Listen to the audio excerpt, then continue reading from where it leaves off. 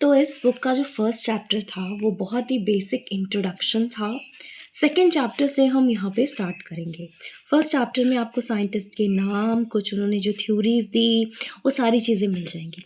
तो अगर आप शॉर्ट में कुछ चीज़ ढूंढना चाहते हैं, एंड में बायोलॉजी पढ़ने के बाद जब आपको थ्योरीज और साइंटिस्ट के नाम देखने होंगे तो वहाँ पे इस बुक में आप आराम से देख सकते हो।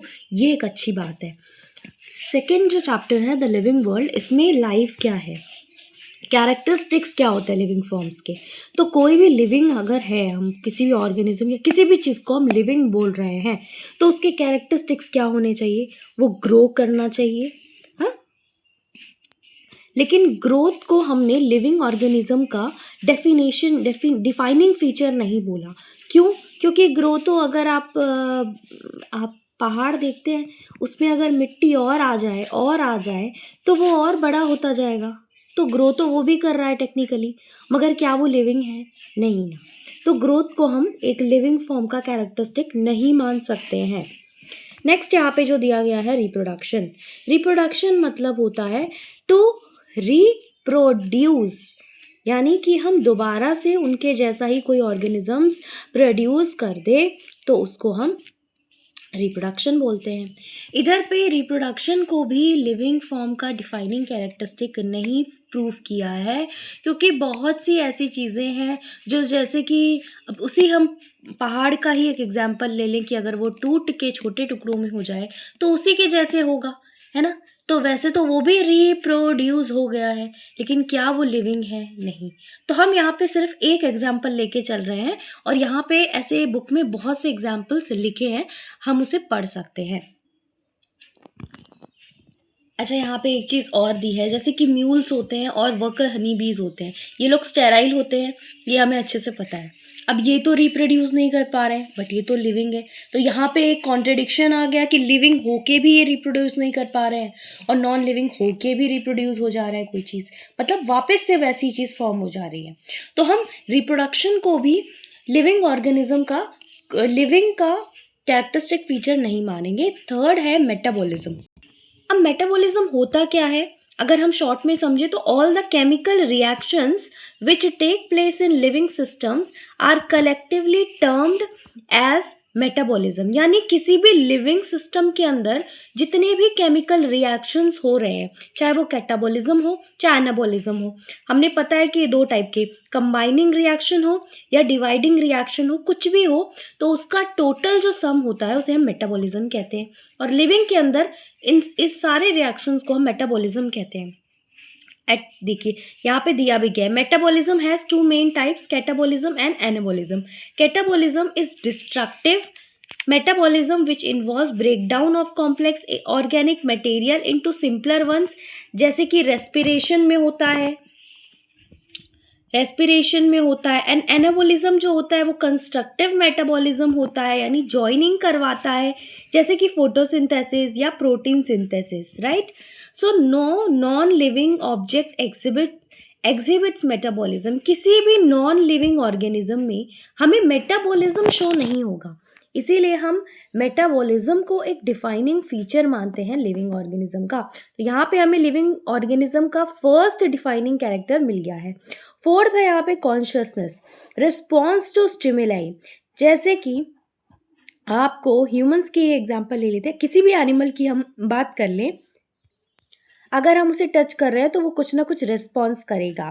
कांटा अगर किसी एनिमल को हम हल्का सा टच भी कर दें तो वो पीछे जाएगा, है ना, ये उसका रिस्पॉन्स होता है। प्लांट्स जो होते हैं वो भी रिस्पॉन्स करते हैं, यानी किसी भी स्टिमुलस पे जब कुछ रिस्पॉन्स मिलता है तो उसे हम कॉन्शियसनेस कहते हैं। ऑल ऑर्गेनिजम्स, प्रोकैरियोट्स हो चाहे यूकैरियोट्स हो, हम जानते हैं प्रोकैरियोट्स में न्यूक्लियर मेम्ब्रेन फाउंड नहीं होता है और यूकैरियोट्स में न्यूक्लियर मेम्ब्रेन पाया जाता है। सो ये दोनों सेल्स होते हैं, सिंपल हो या कॉम्प्लेक्स हो in organization, have ability to sense the condition in their surroundings and respond to these stimuli. Such stimuli may be physical, chemical और biological. किसी भी टाइप की स्टिमुलस वो हो सकती है। Animals sense their environment through sense organs. Plants respond to external factors like light, water, temperature, other organisms, pollutants, etc. All organisms from the prokaryotes to most complex eukaryotes can sense and respond to environmental cues. अब photo period इसका एक बहुत अच्छा examples है। और seasonal breeders जो seasonally reproduce करते हैं, प्लांट्स हो चाहे एनिमल्स हो, कि हमें पता है ना इस सीज़न में ये प्लांट जो है फ्रूट देता है, इस सीज़न में ये प्लांट फ्रूट देता है। तो इस तरीके से ये सब स्टिमुलस के ही तो रिस्पॉन्स है, चाहे वो बायोलॉजिकल हो, केमिकल हो या फिजिकल हो।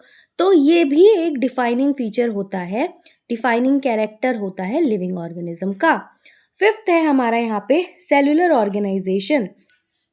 सेलुलर ऑर्गेनाइजेशन को भी हम लिविंग का डिफाइनिंग कैरेक्टर नहीं बोल सकते हैं, क्योंकि नॉन लिविंग हो चाहे लिविंग हो, सब छोटे से सिंपल से कॉम्प्लेक्स जाते हैं। सिंपल ही होता है सबसे पहले किसी का स्ट्रक्चर, तब वो कॉम्प्लेक्स होता है। लेकिन अगर हम सेल की बात करते हैं तो वहाँ पे लिविंग हो जाता है, और हम नॉन लिविंग की बात करते हैं तो वहाँ पे एटम्स और मॉलिक्यूल्स हो जाता है। तो ये चीज़ का ध्यान रखिएगा। सेल्स ही होते हैं जो फंक्शन कर सकते हैं, तो वो लिविंग का फीचर हो जाएगा। एनर्जी यूटिलाइजेशन, एनर्जी को यूज़ करना। देन होम्योस्टैसिस, टेम्परेचर को मेंटेन करना। एडेप्टेशंस, अलग अलग एनवायरनमेंट में अडेप्ट करना, ठंडी है, गर्मी है, ऐसा है, वैसा है। इवोल्यूशन होना, यानी कि इवॉल्व होना, मॉडिफाई हो जाना वेराइटीज़ का या किसी स्पीसीज़ का, जैसे कि नेचुरल सेलेक्शन हम पढ़ते हैं। हीलिंग, रिपेयर और रीजेनरेशन, हमें पता है कि कोई सेल अपने आप हील भी हो सकता है, रिपेयर भी हो सकता है और रीजेनरेट भी कर सकता है, ये भी एक लिविंग का फीचर है। लाइफ साइकिल शो करना, हर एन ऑर्गेनिज्म का अपना अपना लाइफ साइकिल होता है, उनका अपना अपना टाइम पीरियड होता है। Death is the ultimate termination of functional life, किसी भी फंक्शन लाइफ का जो टर्मिनेशन एंड होता है वो डेथ से ही होता है। तो यहाँ पे हम इस टॉपिक को यहीं पे एंड करते हैं। आज हमने बस लिविंग फीचर के कैरेक्टरिस्टिक्स को देखा। नेक्स्ट हम आगे बढ़ेंगे अगले टॉपिक के साथ। Thank you so much.